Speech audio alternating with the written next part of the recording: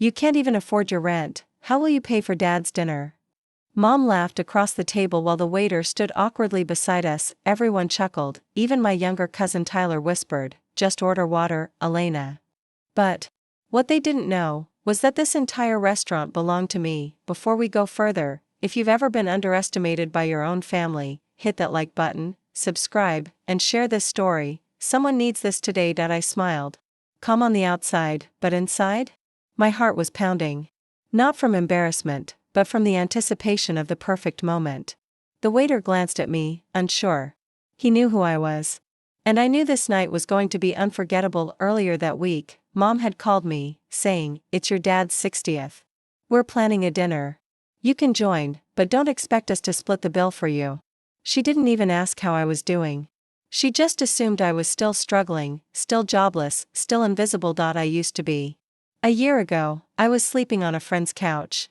I had just quit my corporate job after my boss humiliated me in front of the entire office. I had nothing but one idea and a notebook full of plans. Nobody believed in me.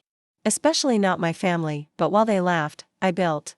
While they partied, I worked.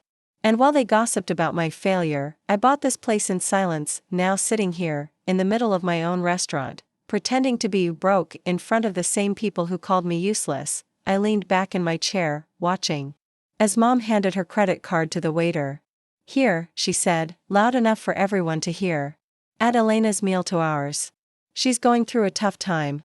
The waiter hesitated, his eyes flicked toward me, then he cleared his throat and said something that made my mother's face freeze. "Actually, ma'am, I can't charge her. She owns the place." My uncle dropped his fork. My cousin's eyes popped open, but that was just the beginning. My mom blinked, then laughed nervously. "Excuse me? What do you mean she owns the place?" The waiter looked confused, glancing at me for permission. I gave him a slight nod. "She's the owner. Ma'am. Elena Harper. She signed our paychecks." The silence that hit that table was louder than any insult they'd ever thrown at me. Dad's hand froze midair, holding his wine glass. My Aunt Dana, the one who once said I was wasting my 20s, suddenly stopped chewing. Even my cousin Tyler dropped his smug act and looked at me like I'd grown horns. Mom tried to recover. "Wait. You bought this place? How? You don't even have a real job." I smiled politely. "I didn't buy it, Mom. I built it. From scratch. While you were busy telling people I was a failure, I was in the back kitchens learning everything about the business. Then I launched my own pop-up. 1 year later, I franchised. This is restaurant number 3. Her mouth opened. Closed. Then opened again. "But, you never told us?" "Why would I?" I leaned forward, finally letting the steel in my voice come out. "You weren't asking how I was doing, you were only checking if I needed help, or if I'd failed again." Dad cleared his throat. "Sweetheart, we're just surprised. You know, you've always been quiet about your plans."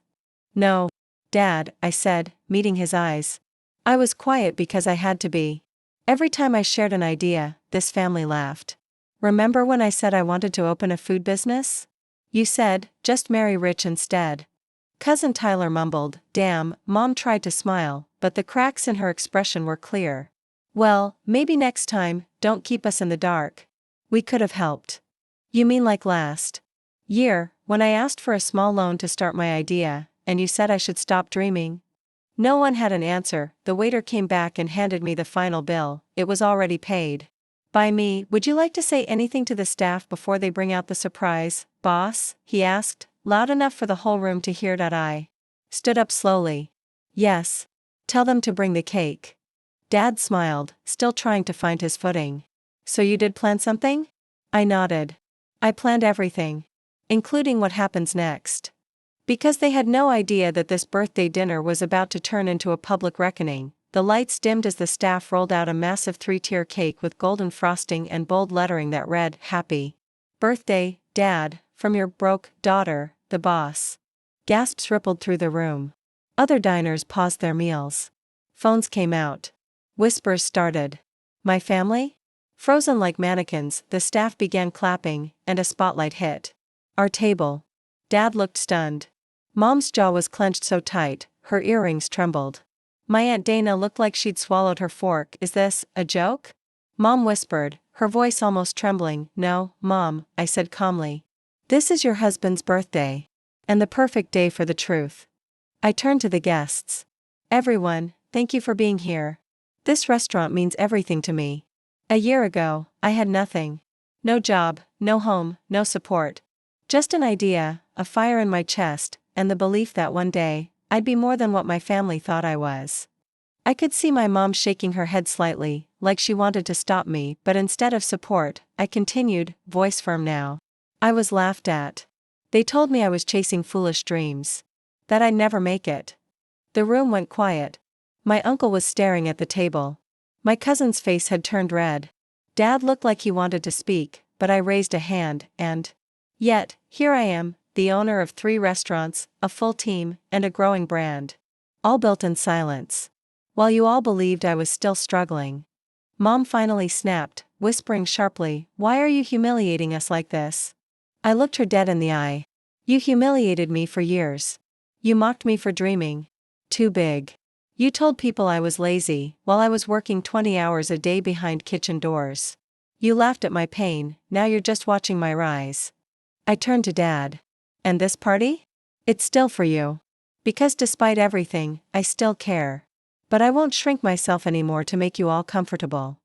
The staff started passing out small gift boxes to each family member. "What's this now?" Aunt Dana snapped. "Just a little something to remember tonight," I said. They opened the boxes. Inside each was a custom card, from Broke Nobody to Silent Millionaire. "Thanks for the motivation." The silence was delicious, but it wasn't over, because what I said next changed everything. I took a deep breath, then stepped forward so everyone could hear me clearly. "There's one more thing," I said, holding up a small black envelope. "This is the part you'll really remember." I handed it to Dad. "Open it." He slowly pulled out the contents, a set of legal documents, crisp and official. His eyes scanned the first page, and then widened in disbelief. Mom leaned over. "What is it?" He looked at me, stunned. This is your restaurant group's acquisition papers?" I nodded. "Not just that. I also bought out the catering company you all use for every family event, including tonight's dinner." Now their faces weren't just shocked, they were pale. "You bought Linda's Catering?" Mom stammered. "That's been in our family friend circle for years." "Exactly," I cut in. "And starting next month, they'll be rebranded under my name. So the next time you book your high society parties, just know you'll be paying me." Cousin Tyler let out a long whistle. "Yo, this is savage." But I wasn't done. "Let me ask you something," I said, looking at each of them. "Where were you when I was working night shifts just to keep my dream alive? When I missed family events because I was learning to cook, build, and manage? When I was silently breaking just to keep going?" Mom's voice cracked. "You should have told us." "No," I replied coldly. "I did tell you. You just didn't listen. You dismissed me. You ignored my ambition because it didn't fit your version of success." Everyone stayed quiet. No more fake smiles. No more backhanded comments. Just uncomfortable silence and truth. Then I leaned in one last time. "But here's the part that really matters. I'm not angry anymore. I don't need an apology. I just wanted you to see what you lost when you chose to doubt me." Dad finally spoke. "Elena, I didn't know. I'm proud of you." I gave him a sad smile. "It's a little late for that. But thanks." As I turned to walk away, Mom suddenly blurted out, "So what now? You just walk away and leave us embarrassed?" I paused at the head of the table, slowly turning back. "No, Mom," I said calmly. "I walk away, finally seen." But as I reached the door, the manager rushed over, whispering something that made my heart stop. "Boss, your brother just arrived. And he's demanding to speak with you. He says you ruined his life." I turned around slowly. "Oh, so he showed up too." Now things were about to get very interesting. I turned slowly as my younger brother, Zach, stormed into the restaurant. Jaw tight, eyes burning with the same entitlement I remembered too well. He hadn't spoken to me in nearly 2 years. Not after that last blow-up, when he told me I was wasting the family name chasing kitchen dreams, and Dad took his side. "As always, Elena," he barked, ignoring everyone else at the table. "What the hell did you do?" My staff tried to stop him, but I raised a hand. "It's all right," I said. "Let him speak." Zach stormed up to me, waving a piece of paper. You bought out Henderson Street Plaza? That was my project. I was supposed to lease that space for my gym chain. My voice was calm. Yes, and you were supposed to submit your bid on time. You didn't. I did. He looked like he'd explode. You knew I wanted that location. You did this to humiliate me. No, Zach. I did this because it was a smart business move, I replied coolly. I didn't even know it was your project, until after the ink was dry. And let's be honest, if you had won the bid, would you have cared if it hurt me? He didn't answer, the whole family watched in dead silence. Mom looked like she was about to cry. Dad just shook his head slowly, unable to believe what he was witnessing. Zach's voice cracked now, desperation replacing anger. You think this makes you better than us? No, I said softly. It makes me better than who I used to be. For a moment, he just stood there. Defeated. The brother who once laughed when I failed, now standing in my restaurant, outmaneuvered, outclassed, and exposed. I walked back to the center of the dining room and raised my glass. I built this life quietly, brick by brick. You all saw failure. You never saw the fight. And now you sit here in the results of what you mocked. I'm not here for revenge. I'm here for closure. Then I turned to the rest of the restaurant and said, dinner's on me tonight. For everyone. The entire room erupted in applause. Guests stood and clapped. Some even recorded on their phones.